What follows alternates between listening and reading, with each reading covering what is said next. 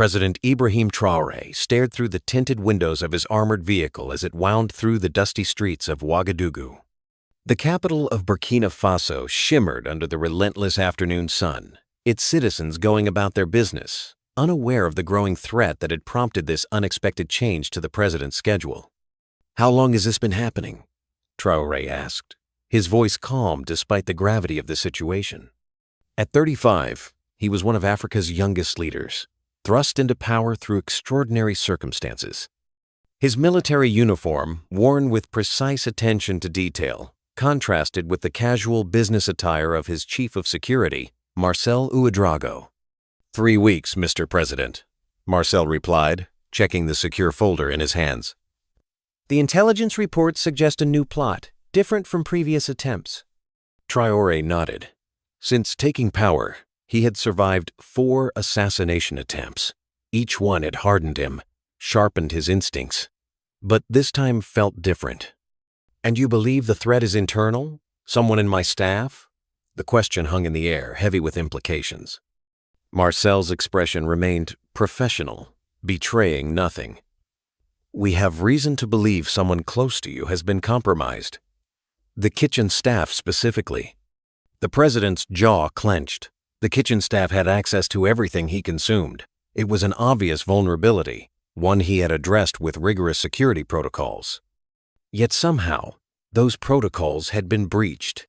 "What do you propose?" Traoré asked, knowing Marcel would have a plan ready. "Operation Nightshade, sir. We've already set it in motion." By nightfall, President Traoré had reviewed and approved the details of Operation Nightshade. It was bold, perhaps even reckless. If there was indeed a traitor in his kitchen, someone planning to poison him, he would not wait passively for the attempt. Before we dive in, if you're craving more jaw-dropping President Ibrahim Traoré stories, hit like and subscribe to the channel, and drop a comment telling us where you're watching from. 3 days later, a nondescript man arrived at the presidential palace's service entrance. He was of average height, with dark, intense eyes that missed nothing. His namer, at least the name on his impeccable credentials, was René Zongo, a sous chef with experience in some of the finest restaurants in Paris and Abidjan.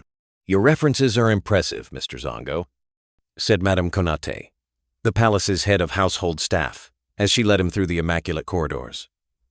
"Though I'm curious why you would leave such prestigious positions to work here." René offered a practiced smile. "To serve my country and its leader is the highest honor, madame. Besides, I felt it was time to bring my skills home to Burkina Faso." What Madame Konate didn't know, what only the president and his closest security advisors knew, was that René Zongo was actually Captain Issouf Diallo, one of the country's most decorated military intelligence officers. His culinary credentials were real enough. Before joining the military, he had indeed trained as a chef. This unusual combination made him the perfect undercover operative. Captain Diallo's mission was clear: infiltrate the kitchen, identify the traitor, and neutralize the threat before any harm came to the president. He had 3 weeks to accomplish this, as President Traoré was scheduled to host a crucial regional summit at the end of the month. The palace kitchen was a world unto itself, hierarchy as rigid as the military. At its head stood Chef Philippe Ouedraogo, a stern perfectionist who had served the previous 3 administrations. Under him were various sous chefs, line cooks, and kitchen assistants, each with specific responsibilities and varying levels of access to the president's meals. "You'll be assisting with the president's personal meals?" Chef Philippe informed René on his first day, eyeing the newcomer with suspicion. "His tastes are simple but precise. Mistakes will not be tolerated." "Understood, chef," René replied, maintaining his cover with the deference expected of a subordinate chef. Over the next few days, René carefully observed the kitchen staff. He noted who had access to which ingredients, who prepared specific components of the president's meals, and, most importantly, who might have the opportunity to introduce something harmful undetected. He paid particular attention to a young kitchen assistant named Pascal, who seemed unusually interested in the president's meal schedule. Pascal had been hired just 2 months ago, the timing aligning suspiciously with the first intelligence reports of the new threat. By the end of his first week, René had narrowed his suspicions to 3 individuals: Pascal, a senior sous, chef named Mathieu, who had recently begun making frequent phone calls outside the kitchen, and surprisingly, Chef Philippe himself, whose behavior exhibited subtle changes whenever the president's meals were being prepared. "Any progress?" President Traore asked during a clandestine meeting in the palace gardens, where René had been summoned under the pretense of discussing menu changes. "3 suspects, sir," René reported quietly. "I need more time to determine which one is our traitor." The president nodded, his expression grave. "Time is something we may not have much of, Captain. The summit approaches, and I've received word that our enemies are growing impatient."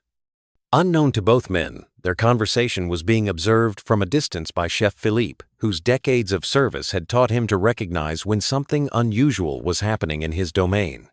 The arrival of the new sous chef had triggered his instincts that had kept him alive through 3 regime changes.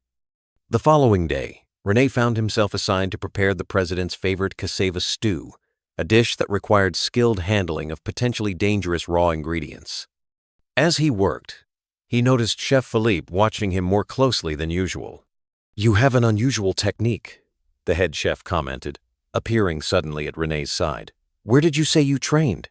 "Le Cordon Bleu in Paris, then under Chef Conan in Abidjan," René replied smoothly, continuing his careful preparation. "Interesting. I know Chef Conan well.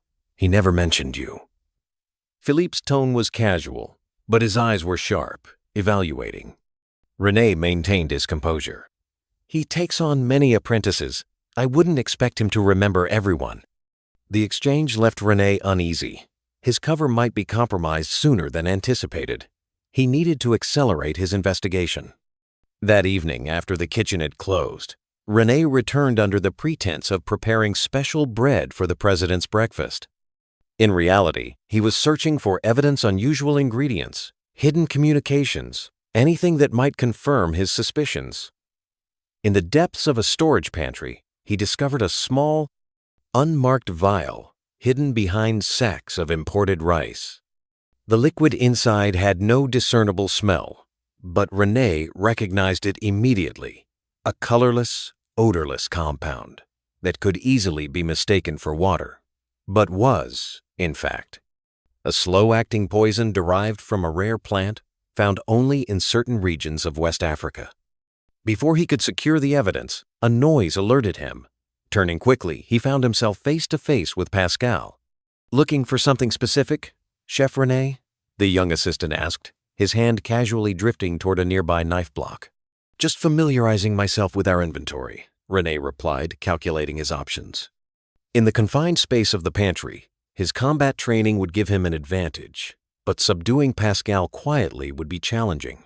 The tension was broken by the arrival of Mathieu, the senior sous chef. "What's going on here?" he demanded, looking between them suspiciously.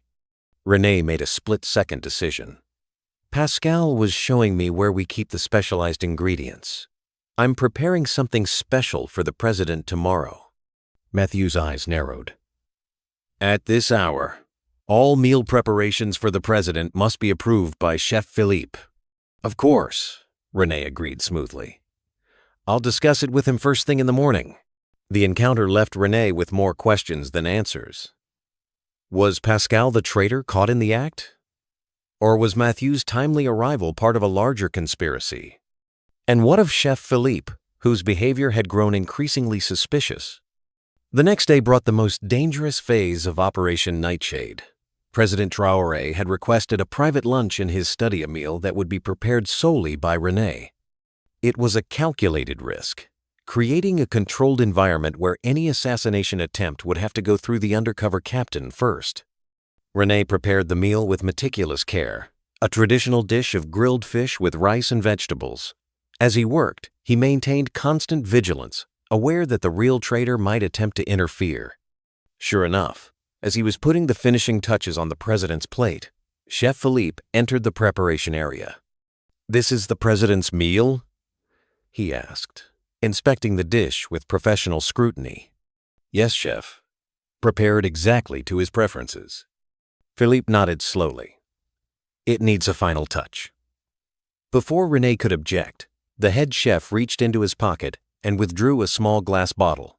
The president enjoys this special blend of spices. A tradition. René's instincts flared. This could be the moment, the attempt they had been anticipating. He needed to act, but without revealing his true identity if Philippe was innocent. "Allow me, chef," René offered, extending his hand for the bottle. "I should learn how the president likes his seasonings." A moment of tension passed between them. Philippe's eyes searched René's face. Then, surprisingly, he surrendered the bottle. "Just a small sprinkle over the fish," he instructed, watching carefully as René applied the spice mix.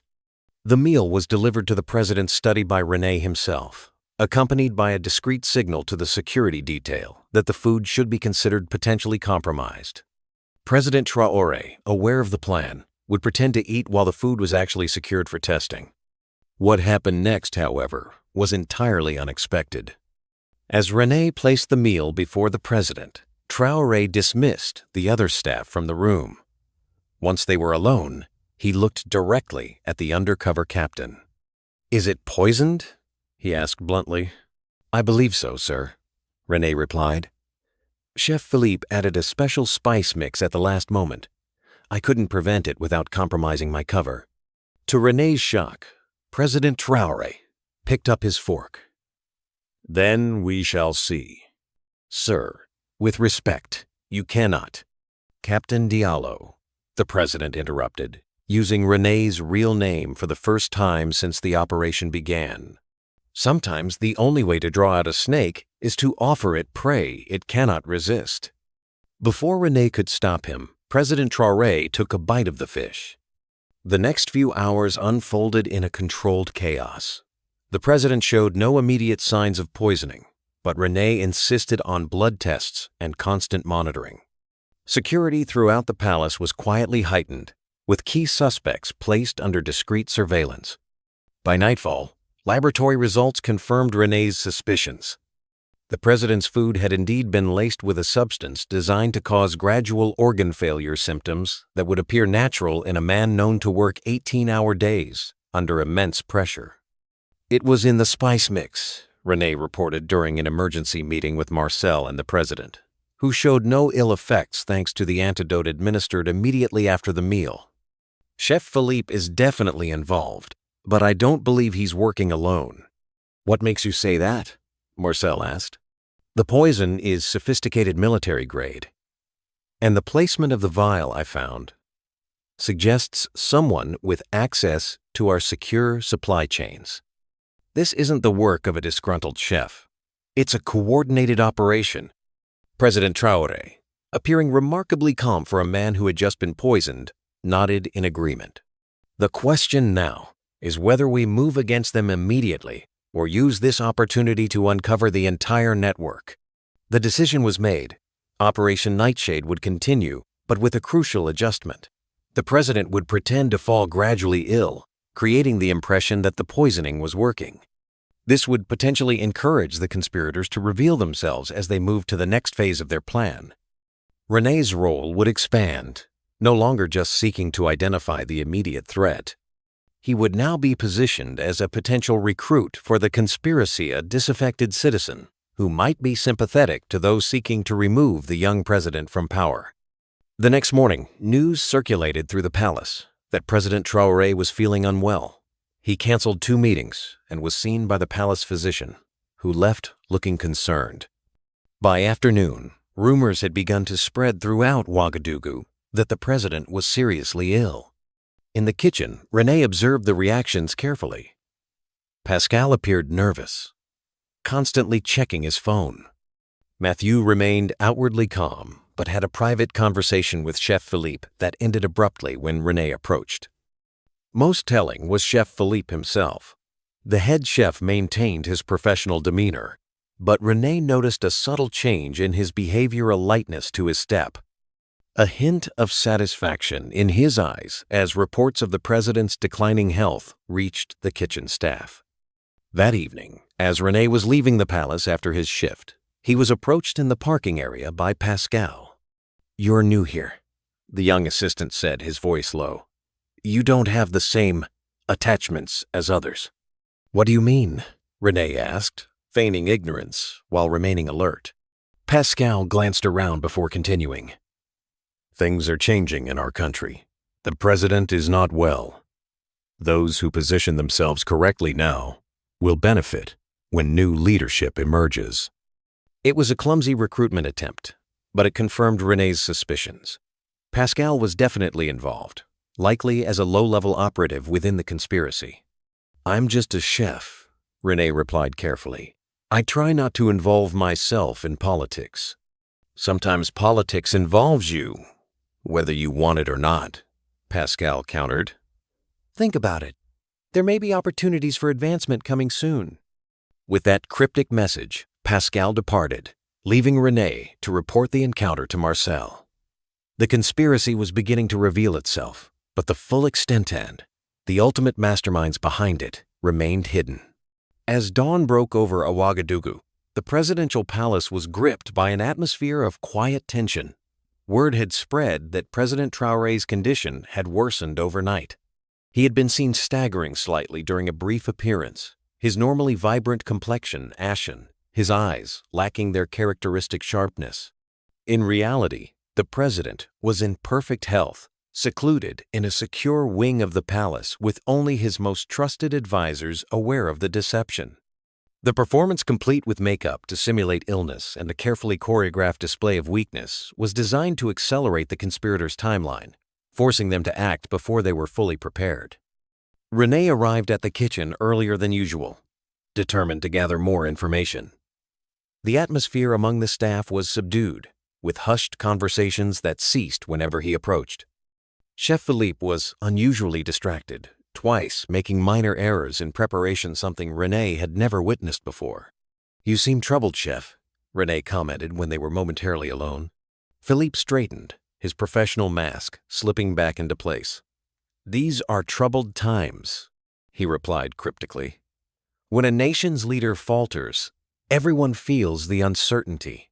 "Is there concern about the president's health?"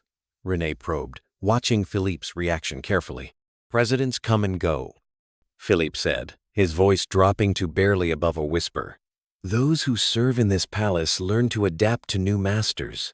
The wise ones prepare for such transitions before they happen." Before Renee could pursue this revealing comment, Mathieu entered, carrying a satellite phone, an unusual device to have in the palace kitchen. He exchanged a meaningful glance with Philippe before disappearing into the walk-in refrigerator, where the thick walls would muffle any conversation. Renee noted the time and continued his preparations, mentally composing his report to Marcel. The conspiracy was clearly accelerating, likely in response to news of the president's declining health. But key questions remained unanswered. Who was ultimately behind the plot? How extensive was the network within the palace? And what was their endgame beyond removing President Traoré from power? That afternoon, Renee was summoned to prepare a special tea for the president, reportedly the only thing the ailing leader could stomach. As he carefully selected herbs known for their soothing properties, Chef Philippe approached. "Allow me to add something special," the head chef said, producing a small envelope from his inner pocket. "An old family remedy. It will help settle his stomach." Renee recognized the moment for what it was, another attempt to administer poison. Likely a stronger dose, given the apparent failure of the previous attempt. It was also an opportunity to gain Philippe's trust. "The president is very ill," Renee observed, accepting the envelope and examining its contents with professional interest. The powder inside was fine and grayish, indistinguishable from certain legitimate herbal remedies. "Yes," Philippe agreed, watching Renee carefully. "It would be a mercy if his suffering ended quickly." The implication was clear. Renee met the older chef's gaze with practiced neutrality, then deliberately added the powder to the tea. "Some might say it's our duty to ease suffering when we can." Something shifted in Philippe's expression, a flicker of relief, perhaps even respect. "You understand more than I gave you credit for, Chef Sango." The poison tea was delivered not to the president, but to Marcel's laboratory for analysis. The results were alarming.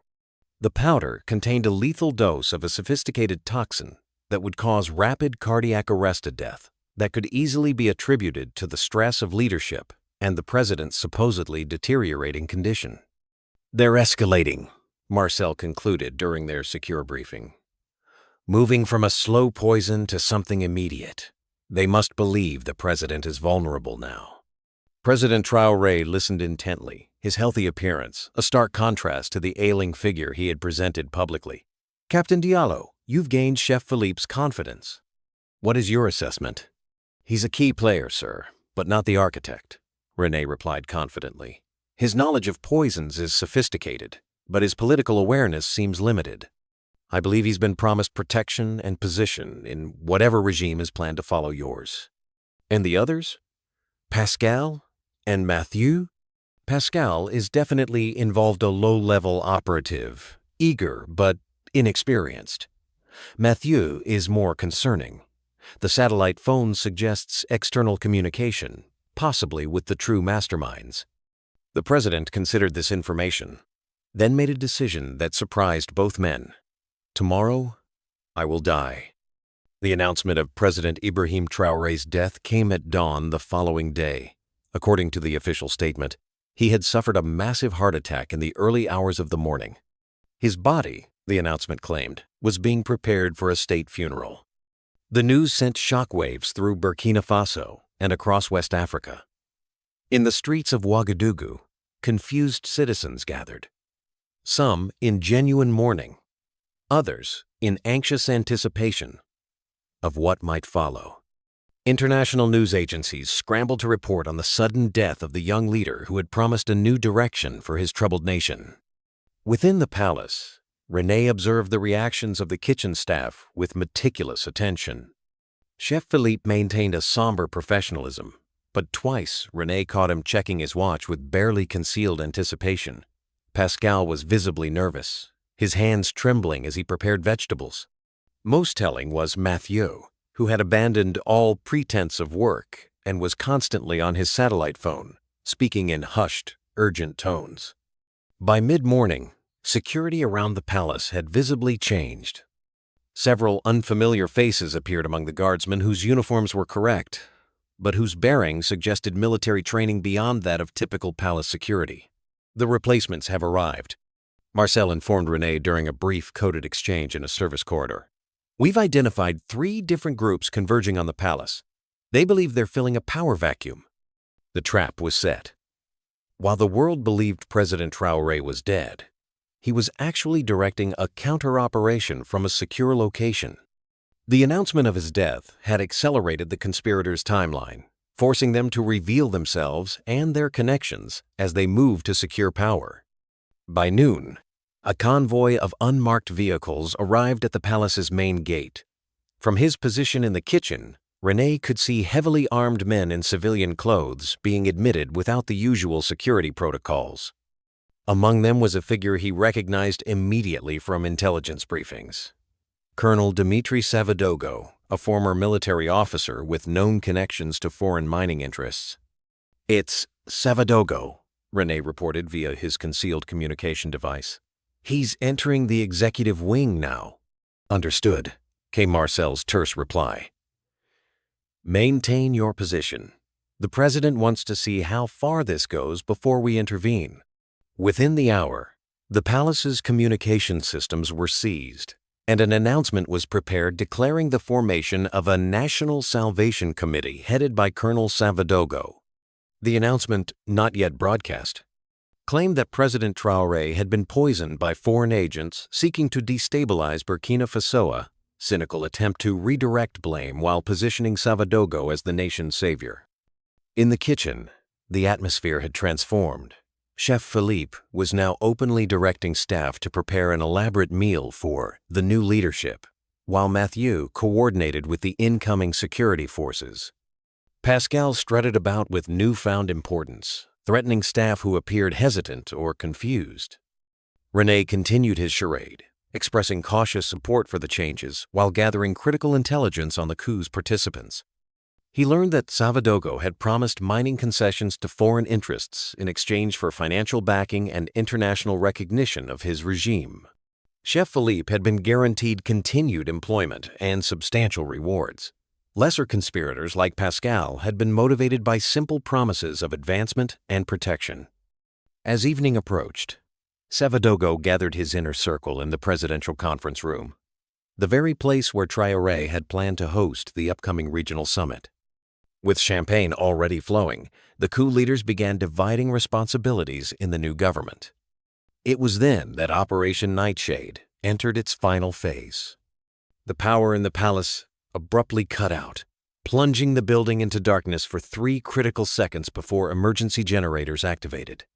In that brief window, elite units of the Presidential Guard who had been hidden throughout the palace moved into position.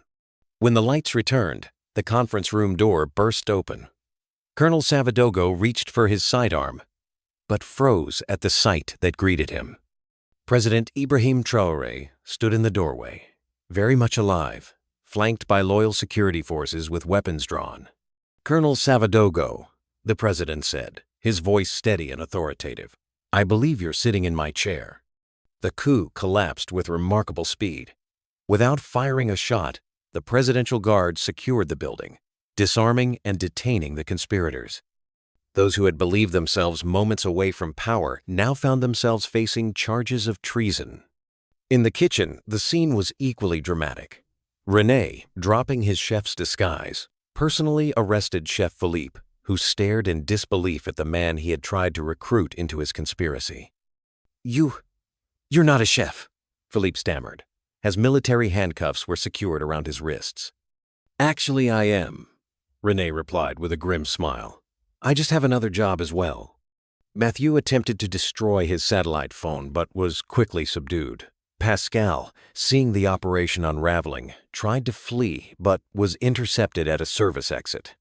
Within an hour, the entire network within the palace had been apprehended. The following morning, President Traoré addressed the nation, explaining the elaborate operation that had uncovered and neutralized the coup attempt.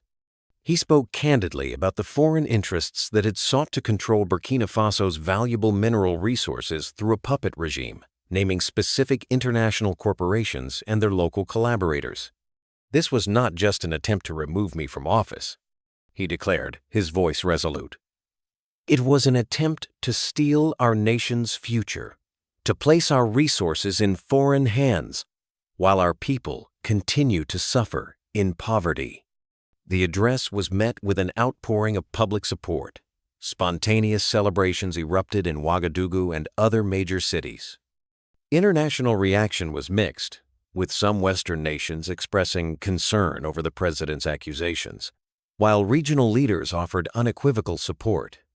In the aftermath, Colonel Savadogo and 27 co-conspirators were charged with treason. The investigation expanded beyond Burkina Faso's borders, with international arrest warrants issued for foreign executives implicated in financing the plot.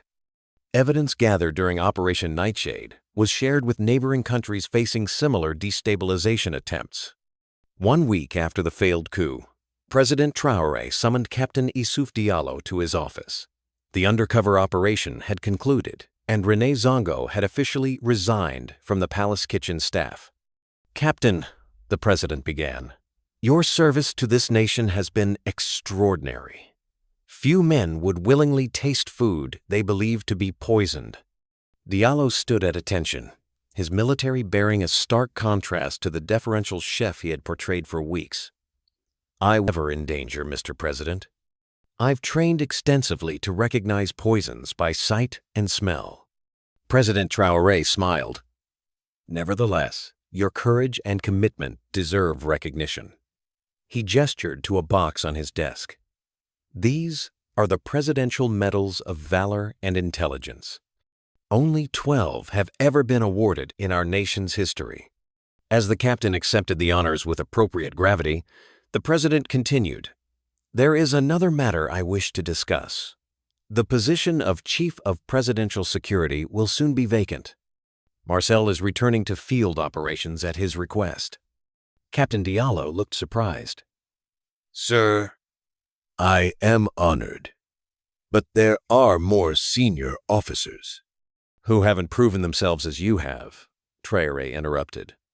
Besides, I have a personal reason for wanting you in this position. Sir? The president's expression softened slightly. I've tasted your cooking, Captain. It would be a shame to waste such talent entirely on security matters. Perhaps you might occasionally oversee special meals for important state functions? For the first time in weeks, Issouf Diallo allowed himself a genuine smile. It would be my honor, Mr. President. In the months that followed, Burkina Faso experienced a period of unprecedented stability. The exposed coup attempt had rallied public opinion behind President Traoré's administration, giving him the political capital to implement ambitious reforms in mining regulations, education, and infrastructure. International mining companies, chastened by the public exposure of their role in the conspiracy, negotiated new agreements that returned a significantly larger share of profits to the Burkinabe people. The funds were directed into development projects throughout the country, with particular emphasis on rural areas long neglected by previous administrations. Colonel Savadogo's trial revealed the full extent of the conspiracy network that stretched across 3 continents and involved former colonial powers still seeking to control African resources. The evidence presented became a case study in modern neo-colonialism, cited by independence movements throughout the developing world. Chef Philippe, facing a life sentence for his role in the poisoning attempts, eventually provided valuable testimony in exchange for leniency. His detailed account of how he had been recruited and the methods used to smuggle toxins into the palace led to significant improvements in security protocols. Pascal, the ambitious kitchen assistant, received a shorter sentence in recognition of his minor role and subsequent cooperation.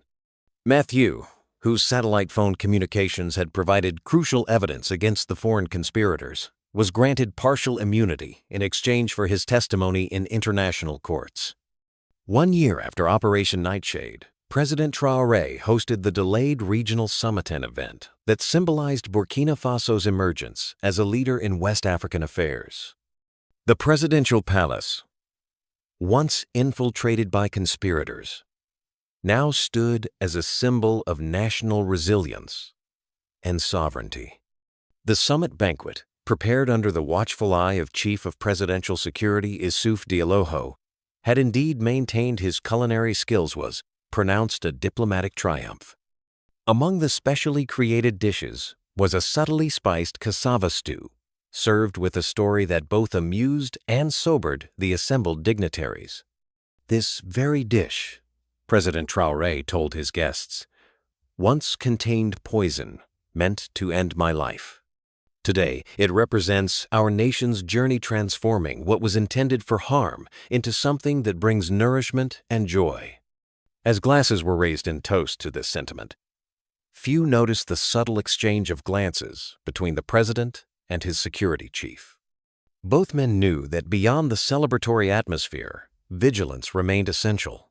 The forces that had sought to control Burkina Faso's destiny had been rebuffed but not eliminated.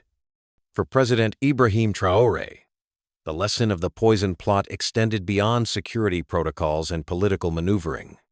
It had taught him the true nature of power in Africa's changing landscape, just the ability to command, but the wisdom to anticipate threats, the courage to face them directly, and the vision to transform challenges into opportunities for national renewal. As for Captain Issouf Diallo, the man who had balanced the roles of chef and protector, his unusual path had led to a unique position from which he could serve both his president and his nation. The skills that had once made him an exceptional undercover operative now made him an exceptional guardian attentive to the smallest details, aware of the subtle indicators of danger, and always prepared to act decisively when threats emerged. Together, they represented a new generation of African leadership that understood both the persistent dangers of the past and the promising possibilities of the future. In a region where political stability had often seemed elusive, they had created something remarkable, a government that had not only survived a sophisticated attempt to destroy it, but had emerged stronger, more united, and more determined to chart its own course. The story of the president and the undercover chef who had nearly poisoned him became part of Burkina Faso's modern folkloric tale of deception and loyalty, of danger and triumph, that embodied the nation's ongoing struggle for true independence. It was a reminder that in the complex world of international politics and resource competition, vigilance was the price of sovereignty and courage the currency of freedom. For the citizens of Burkina Faso, watching their young president continue to defy both domestic and foreign adversaries, the message was clear. Their nation's resources belonged to them. Their future was theirs to determine, and their leadership was committed to protecting both, no matter how sophisticated or dangerous the threats might be. And in the presidential kitchen, where plots had once been hatched in whispers, a new generation of staff worked under stringent new protocols, unaware that their every move was still occasionally observed by a chief of security who knew precisely how a knife should be held, how spices should be measured, and how even the most innocent-looking ingredients could conceal deadly intent.